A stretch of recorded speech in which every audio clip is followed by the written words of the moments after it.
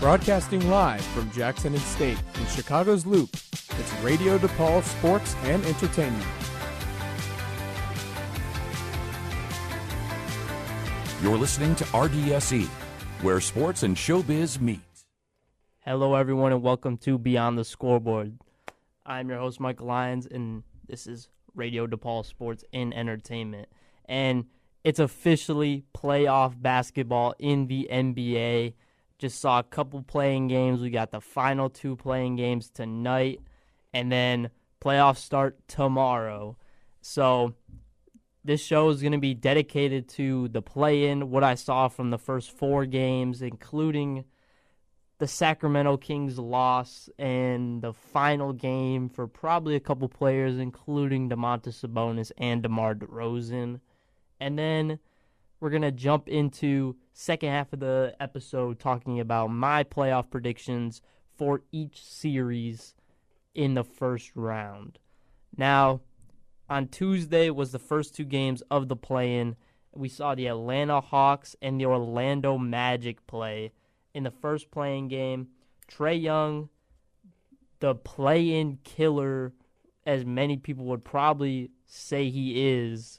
But this game was all Orlando Magic for the start of the game and for the end of the game. First quarter, the bench depth for Orlando, they had they were just killing it.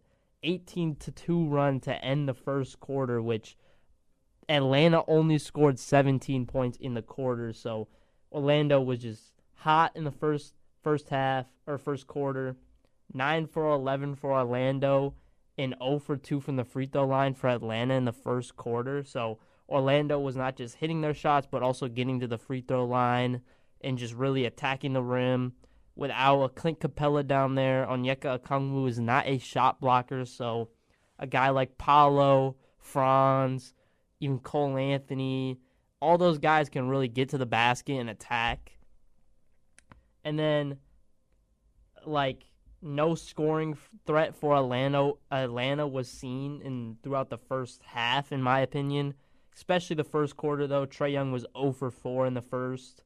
And then Paolo had 7 points and 5 rebounds in the first quarter, along with 5 assists. So Paolo, to start the game, was just super big.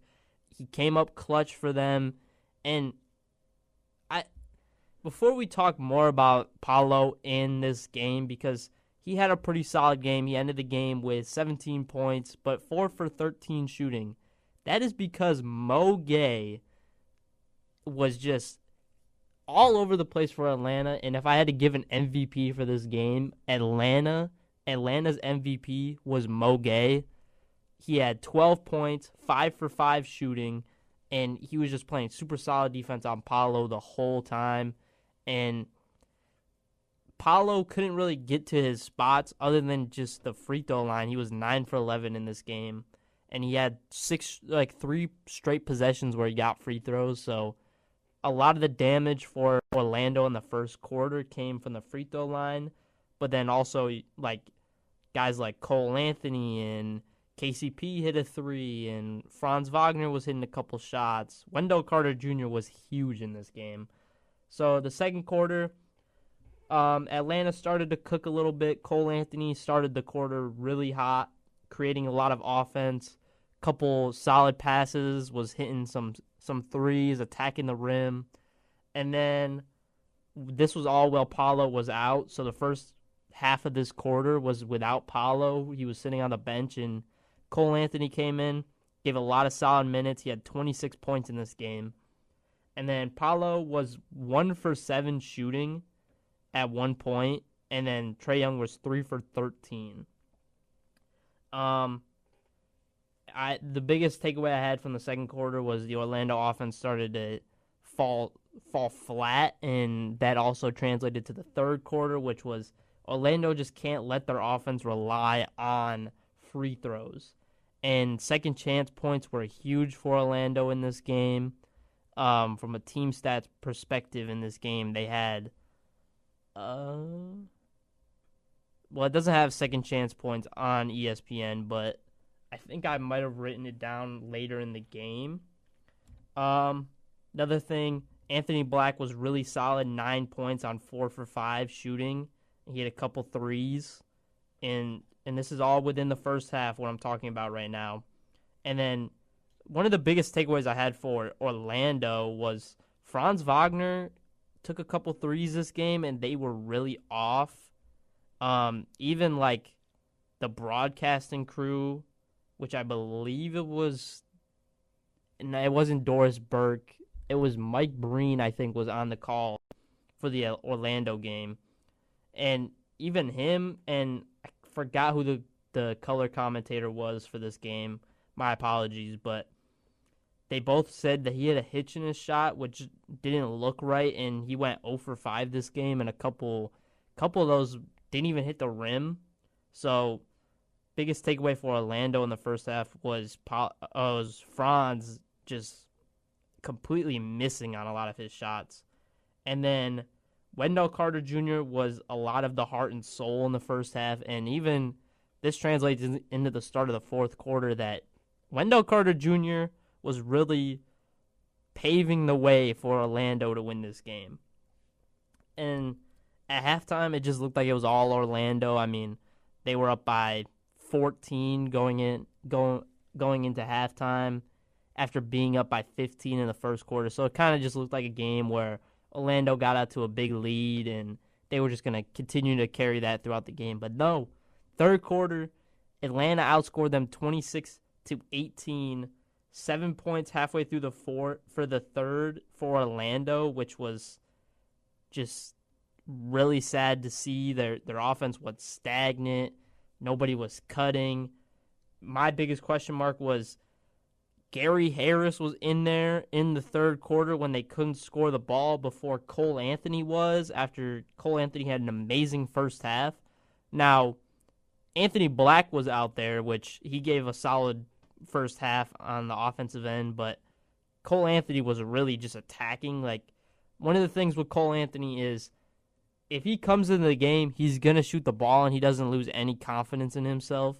So that was just a question mark, like, why is Cole Anthony not in the game right now? If game is within 3 with a minute and a half left, I wrote this down that Atlanta would win this game. Another thing I saw was only offense for Atlanta is Trae Young. Even going into the fourth quarter, it was all Trae Young was their only offense. Guys that you would expect to bring some offensive game for them, like Zachary Richichet, the first overall pick, 7 points this game, 2 for 10 shooting. And then even guys like off the bench, like Karis LeVert, who has just been a proven scorer in the league since he's been in, and he had 7 points this game on 3 for 11 shooting. So bad game for both of those guys. Just fully relied on Trae Young, and he wasn't at his best. Orlando ended the third quarter pretty good despite giving up a late chuck-up 3. Trae Young came alive. He had 22 points going into the fourth quarter after, I think he had maybe 8 or so points in the first half. And then Atlanta needed to get going but can't finish off possessions. That was the biggest thing. They were getting stops on the offensive end but weren't being able to rebound. They were just getting outworked by guys like Wendell Carter Jr., Jonathan Isaac, Cole Anthony even. He was mixing it up down there. Another big question mark was, why is Jamal Mosley playing Caleb Houston so many minutes before he goes to a guy like Anthony Black or Cole Anthony? Caleb Houston checked in the game before both of those guys, and he ended the game with 0 points and 3 rebounds. He is not going to be able to play if you're playing the Celtics. Caleb Houston's not going to be able to play the game. But we'll talk about more of that when we go to talking about predictions. Fourth quarter, Cole Anthony and Wendell are why Orlando will win this game. Energy, energy, energy is what I put for them. Just fourth quarter started, and Trae Young was fighting with the refs for getting calls. He wasn't getting a lot, and Orlando was just putting pedal to the metal. Cole Anthony was attacking the rim. Wendell Carter Jr. was getting second chance points, huge blocks. That is pretty much all I could really say. Trae Young was AWOL in the fourth quarter, 4 points through first 7 minutes, and then he gets ejected after that. So Trae Young, their only offense, didn't show up in the fourth quarter. Energy and pushing the pace was what created the lead for Orlando in the fourth quarter, and then Ricochet and Karis LeVert need to step up. That's the biggest thing I got from the fourth quarter. I mean, I want to talk about the Trae Young situation and where he got ejected. People that are defending Trae Young for his actions don't understand what it's like to be a referee. If somebody comes in to your job and is telling you what to do and then throws something at you, blatantly disrespects you, what do you want them to do?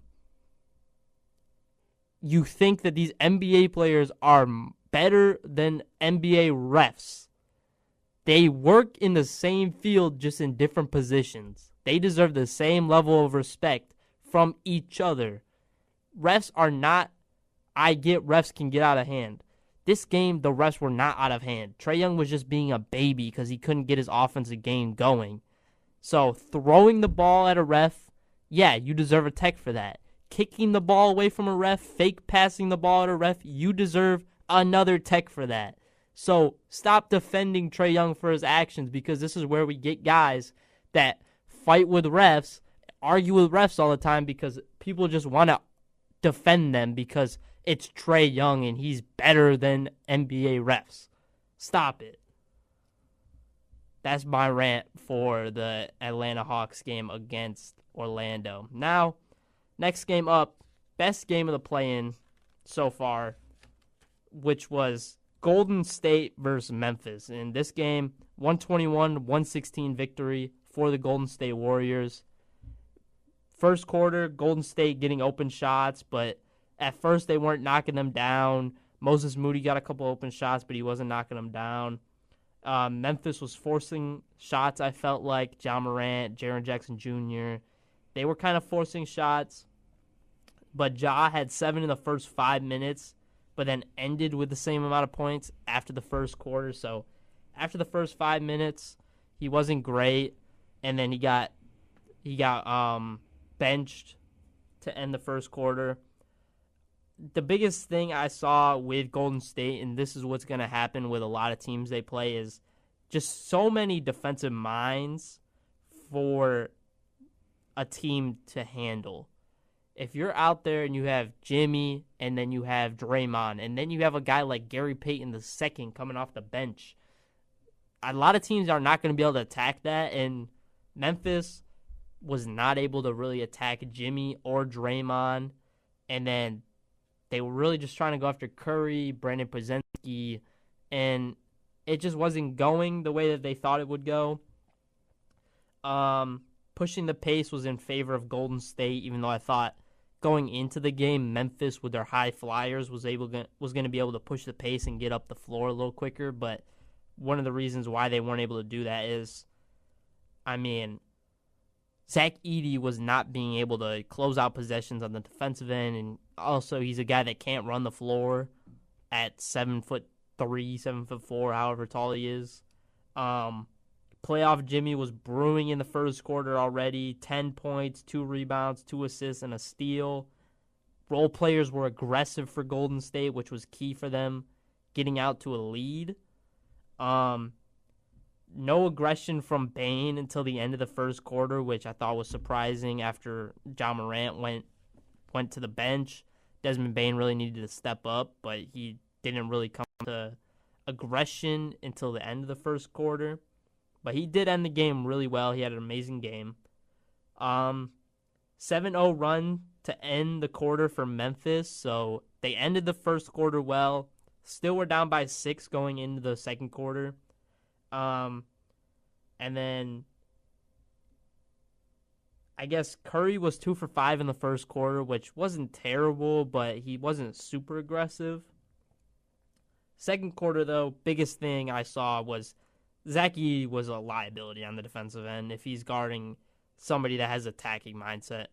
I saw 3 or 4 straight possessions. Jimmy Butler just drove straight at Zach Edey, and Zach Edey couldn't do anything. He just put his arms up because obviously you can't beat him with foot speed. So length is the only thing he has to do. But Jimmy Butler is such a good contorter getting to the hoop. So when you have like however many inches that Zach Edey has on a guy like Jimmy Butler, you have to use that size. And seeing this game for Memphis, seeing what Edey was on the defensive end, reminded me of the old Jazz teams where Rudy Gobert was getting played off the court by James Harden. So that was the biggest thing I saw. Hustle for Golden State was the whole second quarter and basically the whole first half. And then Bane had 3 fouls in 5 minutes in the second quarter, so that was kind of put a damper to them. Biggest thing for the Warriors is plus minutes without Curry on the court in the first half was amazing. Their role players just came in. They were super aggressive, super hot. Quentin Post hit like 3 threes in the first half. Big man for Golden State can be attacked was what I saw. When you run out your biggest guy in Draymond, he can be attacked from a size standpoint. But then when you run out in your next best centers that you're going to play is Kevon Looney and Quentin Post, both of those guys can be attacked. Rim pressure from Jimmy Butler is huge for Golden State throughout the playoffs. If he's attacking the rim, getting free throws, getting easy layups at the rim, getting people in foul trouble is the biggest thing. Memphis did a decent job weathering the storm, but lost it again at the end of the quarter. So they did there was a solid stretch of 4 to 5 minutes where Memphis was kind of just keeping it even, keeping it close, but then Golden State kind of attacked them at the end, and they went into halftime with a 12-point lead. Jimmy and Curry combined for 22 in the second, so that was huge. Their 2 best players just really showed up.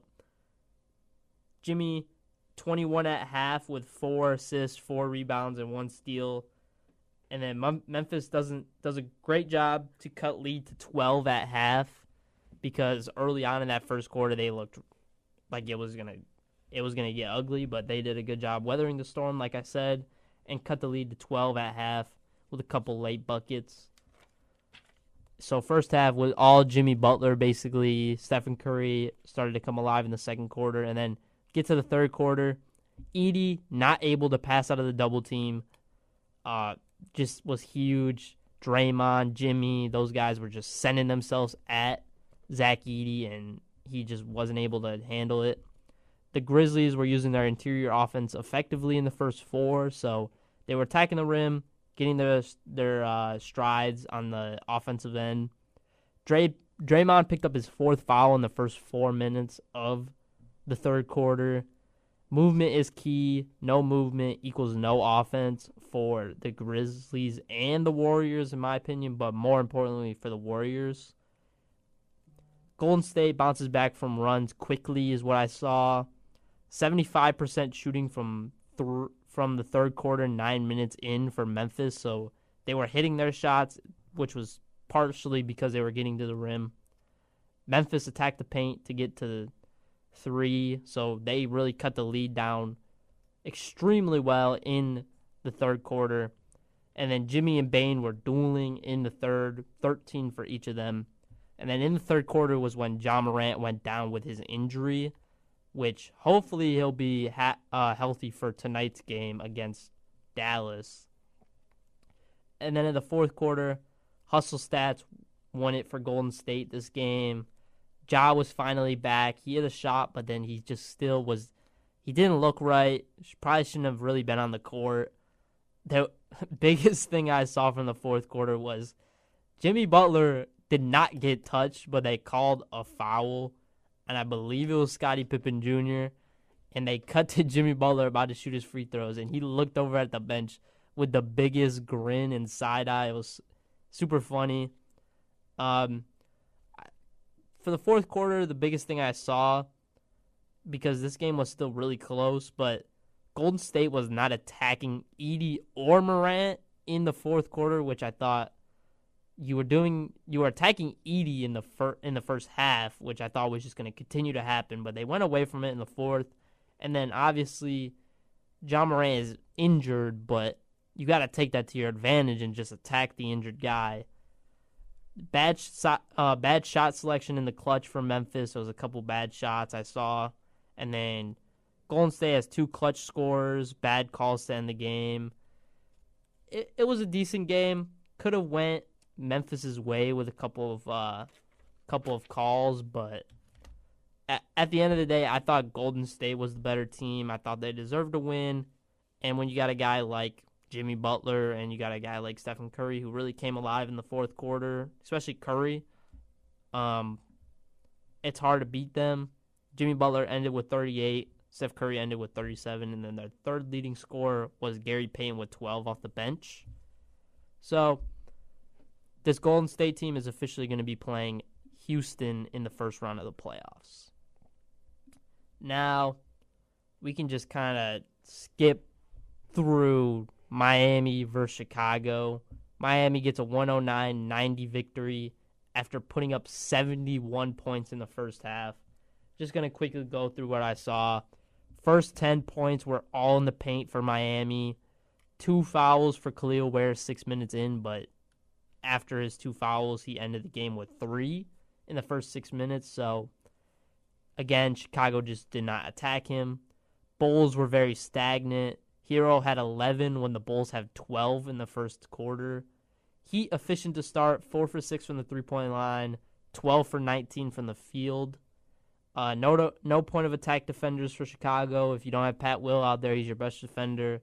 At the perimeter, you have nobody to stop guys like Tyler Hero or Andrew Wiggins.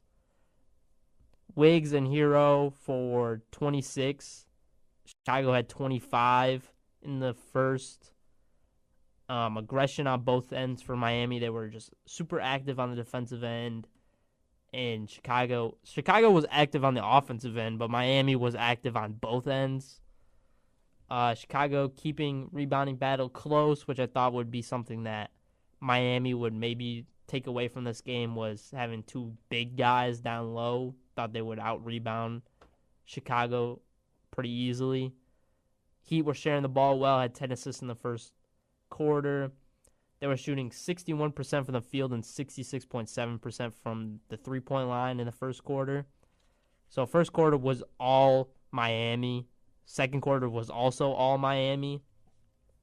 Constant attack from Miami in the second quarter. Kobe White has to make tough shots is what I saw. Wasn't getting any easy looks, so that wasn't a sign that they were going to win this game. Active hands for Miami, deflections, 9 points in 9 minutes for Chicago. So they really went on a bad stretch of scoring the ball. Lapses for Miami, but no fight from Chicago is what I saw. 10 in last 3, got into a tiny rhythm, which was for Chicago. They had 19 points in the quarter. 9 points came in the first 9 minutes, and then 10 points in the last 3. So they ended the quarter well, but still it was like 71-47, I believe. 22 assists on 27 made field goals for Miami in the second quarter. Well, in the first half. Hero had 23 on 8 for 8 and 3 for 3 from the three-point line. And then again, Miami was just super efficient. 58.7% shooting at half and 55.6% from the three-point line. It was all Miami in the first half. They were just hitting their shots. And then third quarter went Chicago's way. They were able to get a 10-point, cut the lead, 10, but still it just wasn't even close at that point. Bad shot selection for Miami in the first 4 minutes is what I saw. Modest was coming to life, attacking Burks, worst defender on the court for the Miami Heat, and you got to attack him other than Tyler Hero, but Tyler Hero was on Kevin Huerter the whole game, so you're not really going to just run your offense through Tyler Hero or through Kevin Huerter. Chicago was attacking good defenders is what I saw. So they were going at guys like Andrew Wiggins and Bam and then Davion Mitchell off the bench, other than going at guys like Tyler Hero and Alec Burks, and that was something I saw. Chicago outscoring by 9 in the first half of the third. Miami getting good looks, just can't convert. Miami was doing a good job to match Chicago despite having a bad start. So, despite having a bad start to the third quarter, they ended it well and was able to match them and not let the lead get cut any lower than 10. Great end of the quarter for Chicago, brought the crowd back. Saw Modest Buzelis had that buzzer-beating 3, and then Tyler Hero had 31 on 11 for 15 in the third. So going into the fourth, he had 31 points. Then in the fourth, wasn't much to say. Miami matching Chicago, but are getting complacent is what I saw. Davion, solid start on defense and offense. And then Miami matching Chicago still and locking in on the defensive end. And then Miami just played more together. Effort died for Chicago after the first 4 minutes of the fourth quarter. So this game, it's basically all Miami. If you end the game shooting 49% from the field and 37% from the three-point line, Miami will live with that. And Chicago just didn't have any answers. Josh Giddey had a pretty good game, 25 points, but 9 for 21 shooting. Kobe White, like I said, was just forced to take so many tough shots, 5 for 20 this game. And their bench just didn't bring anything for them. So then the final game of the first 4 play-in games, my Sacramento Kings versus the Dallas Mavericks, in a game that, other than the first quarter, was all Dallas Mavericks. So it's tough. I hate that we lost to the Dallas Mavericks to end the season. The team that traded away a future Hall of Fame player in a franchise cornerstone, and we lost to them. We lost to the Dallas Mavericks after they traded away Luka Doncic this season. It's very frustrating. Back to what I have for this. First quarter, getting good shots, just need to convert for Sacramento. This was kind of the case for a lot of this game. Intensity needs to be the same on the offense and the defensive end for Sacramento. Dallas hitting shots, also doing a good job at attacking. 12 to 4 paint points for Dallas. Dallas is forcing late and difficult shots, end of the shot clock shots. Kings hitting threes when open. Sacramento is swarming when Big gets the ball in the paint, so we were doing a good job at double teaming in the paint. We were pushing the pace well.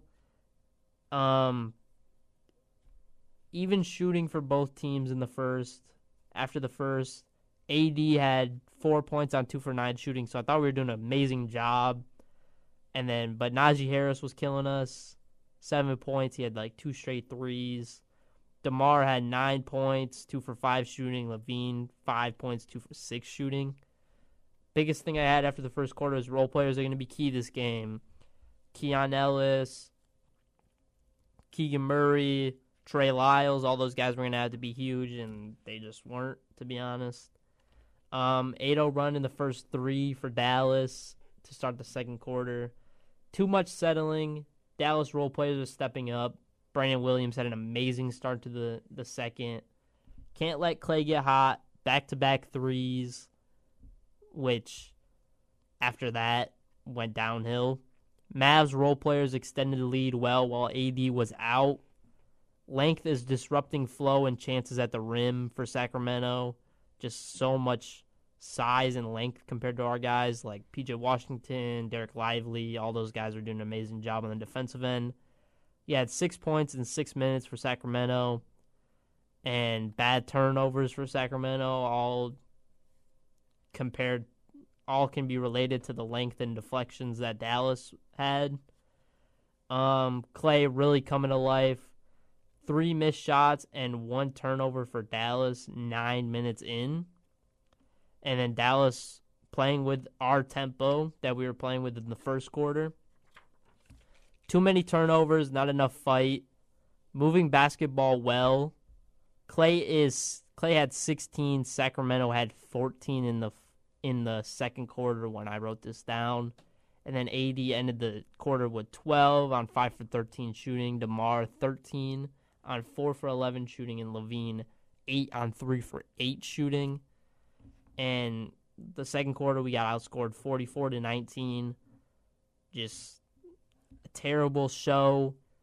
Golden One Center doesn't deserve a team to get outscored 44-19 in the second quarter. To start the third quarter, Keon Ellis picked up his fourth less than a minute in. Sacramento getting a little momentum. Needed to capitalize off turnovers, but couldn't. Too much length and size. Bad decisions is not being able to control momentum was pretty much the story of the whole game for Sacramento. Sacramento can't string together stops, which was just really sad to see. We were just kind of just letting them bucket, stop, bucket, stop, bucket, stop. We just couldn't string together any stops. Dallas weathered a storm off Sacramento momentum well. We had a little bit of momentum to end the third quarter, but Dallas did a decent job at keeping it only a 5-point win in the third for Sacramento. Going in to the fourth, DeMar had 28 on 11 for 23 shooting, 9 points in the last 3 minutes of the third quarter. Levine had 15 on 6 for 12 shooting, and AD had 21 on 6 for 16 shooting. I underlined DeMar DeRozan. He's our fourth quarter scorer, and he needed to come to life. But he ended with 33. But there's nothing that we could really do. Fourth quarter started. First thing I put was we need to string together stops and get high percentage shots. Biggest thing I saw. No fight, no hustle is just what was going on for Sacramento. And then fans are soft, leaving early. I truly believe that if your team's in a playoff series, even if they're going to get swept, if you're down 3-0 and you're down by 30 points in the fourth quarter, don't ever leave early. Why pay that much money if you're going to leave early? And you just play into Dallas because Anthony Davis saw all the guys leaving, and he looked over at the guys sitting courtside, and he said, y'all better catch the traffic early. Better get out of here quick so you can get past the traffic. So Sacramento, just terrible display of effort. DeMar, 33 points on 13 for 28 shooting. Sabonis was basically a no-show this game, 11 points, 13 rebounds, and 5 assists. Levine, another no-show. Devin Carter gave us some solid minutes off the bench. Keon Ellis was struggling with foul trouble, which a couple of those fouls shouldn't have been. But I'm never going to, unless it's really, really bad refereeing, I'm never going to blame refereeing for why a team loses. So, and the final thing I have for Sacramento is we need a new identity. We can't be this team that's going to score 130 points and lose a game. We need a defensive identity. We need defensive minds. So that was the biggest thing I saw. So quickly, we're just going to project who I think is going to win these final 2 playing games tonight. Heat versus Hawks. I'm picking the Heat. I like the defensive versatility of Miami with Andrew Wiggins, Bam Adebayo, Davion Mitchell, Kyle Anderson. I like that against the Atlanta Hawks. Not having a proven scorer in the paint for Atlanta is really going to disrupt them. Bam Adebayo and Khalil Ware should eat tonight on the defensive and offensive rebounding. So I'm picking Miami to win this game. And then Dallas versus Memphis. I'm going to pick Memphis because I think they'll give a better series versus the OKC Thunder. But I don't know. I could see Dallas winning. And then just trying to look at, see if there's any news about John Morant. Doesn't look like there is right now. But I think Memphis will just take this game. They're at home. Got the Memphis crowd behind them. Desmond Bane will have a big game. Jaren Jackson Jr. and Derek Lively will be able to slow down Anthony Davis to the point where they can win. So I'm picking Memphis. This is Beyond the Scoreboard. We're going to take a quick commercial break. This has been Beyond the Scoreboard, presented by RDSE, and I am your host, Michael Lyons. Rose crosses over the fadeaway. Let me step back and kiss myself. Oh my gosh, it's over. Windy City Assassin does it again. Rose trying to get open, fires away. Bang! It's over. The Bulls win at the buzzer. Live from downtown Chicago, you're listening to Radio DePaul Sports, the student voice of the DePaul Blue Demons. Hello, everyone. Welcome back to Beyond the Scoreboard, presented by RDSE, and I'm your host, Michael Lyons. And we kind of went over time talking about the play-in, so the playoff predictions are going to be a little bit shortened for each series, but we're just going to jump right into it. First game tomorrow is going to be the 4-5 matchup between the Milwaukee Bucks and the Indiana Pacers. Now, there's a chance Damian Lillard comes back in this series. So, Milwaukee is going to have to win one of these games in Indiana. That's just going to be the first thing they have to start out with. Get a chance for Damian Lillard to come back later in the series. And if they do, I really like Milwaukee to win this series. I think Giannis is probably the best player in the Eastern Conference right now. He had an amazing end of the season. And Indiana doesn't have anybody to stop him. Last year they beat Milwaukee without Giannis. This year it's with Giannis. So I like Milwaukee to win this series in 6 or 7 games. If Dame comes back, I think they can win it in 6. If Dame does not come back, I think Milwaukee will win it in 7. Just don't want to see a guy like Giannis in a Game 7. Then the next game, one of the better series we're going to see, the Los Angeles Clippers versus the Denver Nuggets. Now, this is going to be a super fun game. This is the 4-5 matchup in the Western Conference. And honestly, I don't really know who to pick. I really like Denver. Nikola Jokic is the best player in the world. But the Clippers got so many defensive guys that can just wreak havoc on guys like Michael Porter Jr., Jamal Murray, Christian Braun, Peyton Watson, Aaron Gordon. And you got a playoff guy in Kawhi Leonard. When he's playing in the playoffs, you don't want to see him. So, honestly, I think I'm going to pick the Clippers to win this series in 6. I like the Clippers. I love Kawhi Leonard. I think if he could stay healthy this whole playoff, the Clippers have a genuine chance at winning the finals this year if Kawhi Leonard can stay healthy. So, biggest thing, Kawhi's health, James Harden, if he's going to be not a playoff dropper like he's shown in past playoff series, especially when he was in Houston. But being able to just think with the Clippers, they'll force the role players of the Nuggets to beat them. I think they're going to let Jokic beat them and not the role players for Denver. I like the Clippers just being able to be like, we're just going to run Zubac on Nikola Jokic every game. And if Nikola Jokic is going to drop 60, he's going to drop 60. But if we win this game, he could have the best playoff series alive. But our role players and our stars are going to show up more than their role players are. So I like the Clippers in 6 in this series, to be honest. For Detroit in New York, this is going to be probably the most fun series of the 2024-2025 playoffs. You got two teams that they're in their heyday for the first time in a long time. New York, first time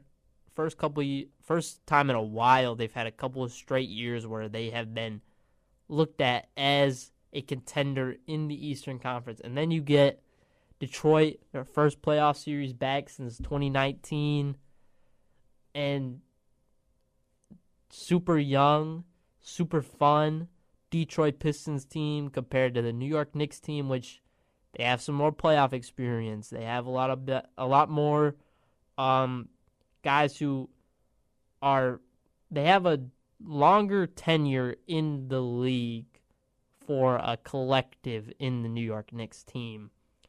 And a lot of this series is going to rely on, can Detroit play their style of basketball and punk the New York Knicks? If they could punk the New York Knicks, this series could be ugly for New York. And Detroit went 3-1 against New York this season, which, in my opinion, regular season series don't matter as much because we just saw the Chicago Bulls were like 3-0 against Miami this year. They got walked by the Miami Heat in the play-in. So I'm not super worried about regular season series and what that could do. I really just like Detroit. Cade Cunningham, first time he's going to be in the playoffs. Is he going to shy away, or is he going to embrace the playoffs? And I think he'll embrace it. I just like how Cade Cunningham has superb confidence in himself. Last team that the Knicks played that were kind of iffy was when they played the Cleveland Cavaliers in the 4-5 matchup the first year they got Donovan Mitchell. Darius Garland really shied away in that series. Jared Allen really shied away in that series. But I don't think any of those guys have the level of confidence at that point as the Detroit Pistons have at this point. I think Cade Cunningham, he's going to get put, like McHale or OG is going to be on Cade Cunningham, and they're going to force a lot of the role players to make plays. But, I mean, Asar Thompson is going to be on Jalen Brunson. And that's not any easy matchup for the New York Knicks. Jalen Duren and Beef Stew banging down low with Karl Anthony Towns. Is Karl Anthony Towns going to be like Minnesota Karl Anthony Towns, where he shies away from contact, where he gets absolutely bullied down there? Because if you get bullied by Detroit, either one of those guys, Beef Stew or Jalen Duren, it's going to be a long playoff series for the New York Knicks. Duren and Beef Stew will make life so difficult for Karl Anthony Towns if he's going to shy away from them. That's the biggest thing I have. I mean, Mikal Bridges is also not a guy that likes a lot of contact, so if Detroit plays super physical with him, he'll also shy away, I feel. I'm not confident in the Knicks at all going into the series, despite Detroit being like first time back in a while. I mean, all these scenarios are super young, but they're full of some vets. I like the way Detroit is going to play basketball. I think if they're going to be super physical, it's going to play into their strengths. JB Bickerstaff defense got those guys on a string on how they move and how aggressive they are, and it could just come down to can Jalen Brunson break Asar Thompson off of him to get enough offense if Karl Anthony Towns is shying away, if all these other guys are shying away? And that's going to be the biggest talking point throughout this series for the Detroit-New York Knicks series. But my heart is telling me to go with Detroit in 6. But my brain is telling me to go New York in 7. Back in Madison Square Garden could be huge. Detroit is also not allowing many New York Knicks fans to be at the game. They've lowered their percentage of outside Michigan buyers for this game, so they really want to just have a playoff game where their crowd is what wills them to a victory. And if Detroit can get that crowd behind them, it's going to be really tough for New York to weather that. So I think I'm going Detroit in 6 or 7. I think if it goes to 7, I like New York to beat Detroit in Madison Square Garden in a Game 7. But I could also see Detroit just putting away in Game 6. Now the final game for tomorrow, the 3-6 matchup between the Minnesota Timberwolves and the Los Angeles Lakers. Now, this is going to be a fun series. You got Luka Doncic against Anthony Edwards. You got LeBron. Got AR-15. On Minnesota, you got Jalen McDaniels. You got Julius Randle. You got Dante DiVincenzo. You got Naz Reid. You got Rudy Gobert. Biggest thing for this series is Rudy Gobert going to be able to play in this game? Or in this series? Is he going to be able to have the impact that Rudy Gobert should have? Are the small ball lineups that the Lakers will run out there going to be able to play Rudy Gobert off the court? We'll see. I think the Lakers will line up with a lineup of LeBron, AR-15, Luka, and then Dorian Finney-Smith will probably be in the starting lineup for defense against Anthony Edwards.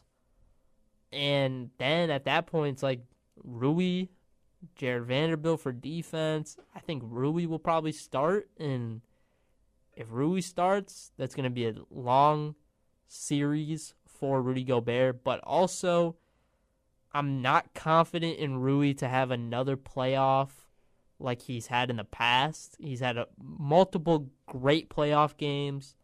But I don't know. There's just something about this year. I think he's not going to have a great playoff postseason. And at that point, it could hinder the Lakers.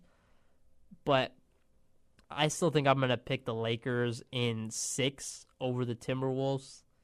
Luka and LeBron are just going to be too difficult to stop for Anthony Edwards, Jalen McDaniels, Dante DiVincenzo. Julius Randle could be an X factor in this series, though, if he can rebound the ball, if he can attack, and if he's hitting his shots. But I still am confident in the Lakers to win this series in 6 games. Now, got 4 more games on Sunday, the final 4 matchups of the first round of the postseason. At 12 p.m. Central Time will be the OKC Thunder versus either the Dallas Mavericks or the Memphis Grizzlies. I'm just going to paint this series as if Memphis wins. But even if Dallas wins the play-in game against the Grizzlies, I'm not confident in them. But I think this series will be a lot more interesting than people are going to write it off as. Both Memphis and Dallas match up big to big with the OKC Thunder and Isaiah Hartenstein and Chet Holmgren. Dallas, they got Anthony Davis and Derek Lively, and then Daniel Gafford off the bench. For the Grizzlies, you got Zach Edey, who I'm not super fond of in the postseason, but you also have Jaren Jackson Jr. But the biggest thing is neither one of these teams has a guy that can guard Shai Gilgeous-Alexander. And just the role players for OKC, it's going to be so difficult for Dallas or Memphis to match the role players that OKC has and what they're going to bring to the table. So I'm confident in OKC to win this series, but I think the games will be close, but I think OKC will win it in 5. But I think the games will be close, and OKC will find themselves in positions where they could lose games. But I think Shea and J-Dub and all their guys will will them to victories. Being at home will will them to victories. But I think the series will be fun, even though it will end in 5. But it'll be a good, fun matchup to see. But moving on from that matchup, a matchup that we have for sure, 2:30 on Sunday, we have Paolo versus Jason Tatum. We have the Orlando Magic versus the Boston Celtics. I like Orlando. I like Paolo. I like Franz. I like some of the role players for Orlando. But the Celtics just got too much. They have way too much firepower. And Boston, if they can stay healthy, is probably the most dangerous team in the Eastern Conference, in my opinion.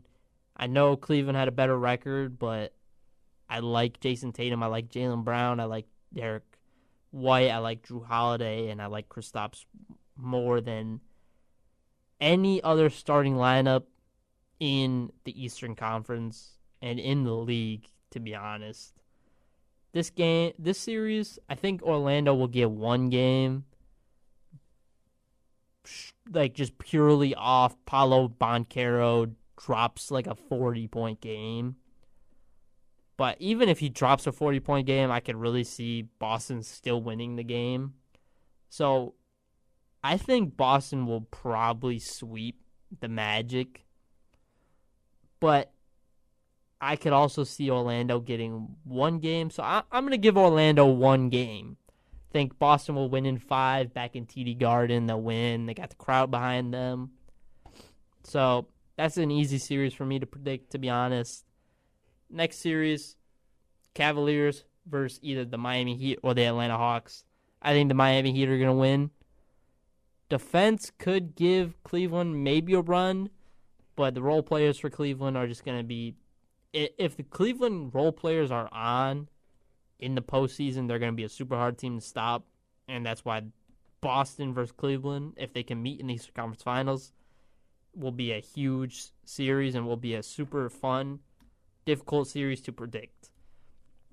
But this one, if Atlanta wins, either one of these teams, I think will get swept. But there's also a chance like Tyler Hero has a game like he had in the play-in, or Trae Young has a 40-point game and gets a win. But I think Cleveland will have the only sweep of the postseason first round. And then final playoff series for the first round is going to be one of the most fun ones to watch in Golden State versus Houston. Now, I was talking to Ryan Hinsky, who just had the Hinsky Huddle right before this show from 9 to 10. So if you're on a Friday and you want to listen to Hinsky Huddle from 9 to 10, make sure you go listen to it. But we were talking about this series, and it's a super difficult series to predict. In my heart, I want to pick Houston because I just like the way Houston's been playing. I picked Ime Udoka before the season even started to be Coach of the Year. And he's not going to win, but hey, I was close. I predicted Houston to have a huge jump from last season.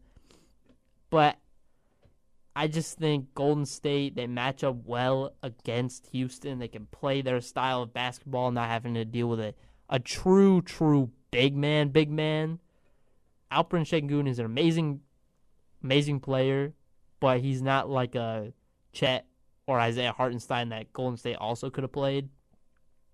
So I think Draymond will be able to match up well against Alperen Sengun or even Jimmy Butler. The only reason that's telling me that Golden State will win this series is the fact of having two proven playoff players, and we're coming into this series blind with Houston pretty much.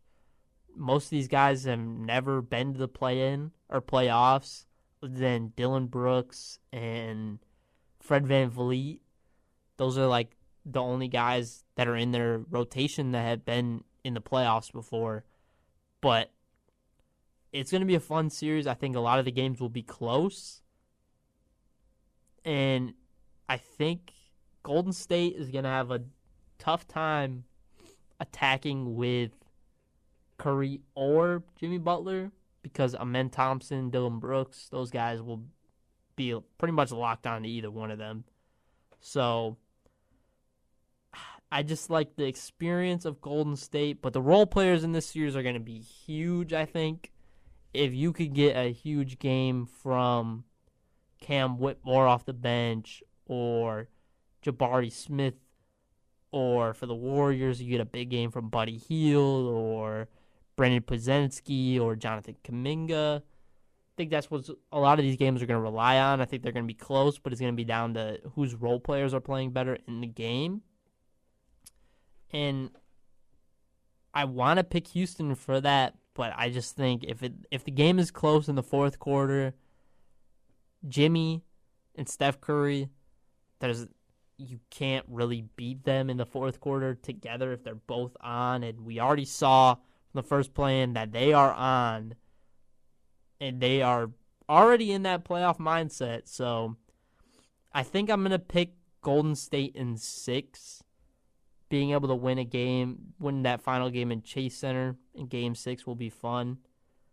But if it goes to 7, I'm not gonna be mad. And if Houston wins the series, I'm not gonna be mad either. Love Houston, love what they've done this season. I like Golden State just a tiny bit more, just based off having proven stars. And I said this to Ryan Hinsky right before I got on. I was like, the only thing with the Rockets is I don't look at any of their guys as stars right now.